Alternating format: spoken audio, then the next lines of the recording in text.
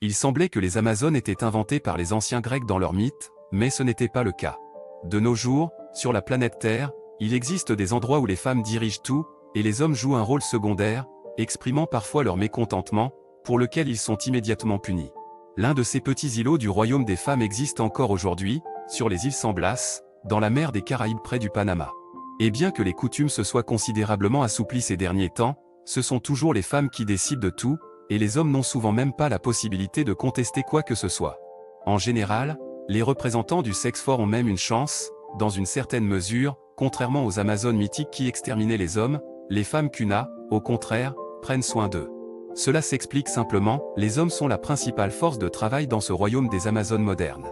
Ils fournissent de la nourriture aux femmes de la tribu, chassent, pêchent, coupent le roseau, abattent et récoltent des noix de coco, apportent de l'eau douce du continent, préparent du bois pour les cabanes.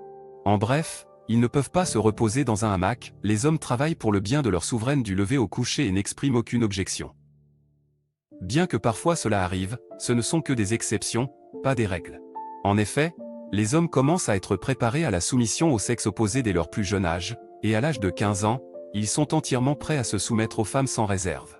Premièrement, si un garçon naît, la famille n'éprouve pas de joie, mais si c'est une fille, alors un festin est organisé pendant plusieurs jours. Deuxièmement, les filles sont considérées prêtes pour le mariage dès l'âge de 14 ans, elles se coupent les cheveux courts pour montrer qu'elles recherchent un mari. Cela ne signifie pas pour autant qu'elles attendent d'être choisies.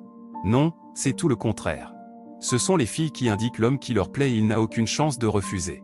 Le père de la fiancée se rend chez les parents du jeune homme et exige, qu'il épouse sa fille. Et, chose intéressante, si le garçon plaît à plusieurs fiancées, il épouse chacune d'entre elles, c'est donc une forme particulière de polygamie chez les Kuna.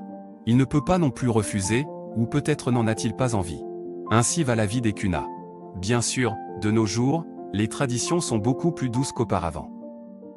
Au début, les étrangers étaient étonnés de ce comportement des hommes, mais de nos jours, les agences de voyage ont tiré parti de cette caractéristique en proposant des visites touristiques. Ainsi, des personnes curieuses viennent voir de leurs propres yeux ce matriarcat, et les Kuna le leur montrent avec plaisir, parfois même en faisant un peu trop.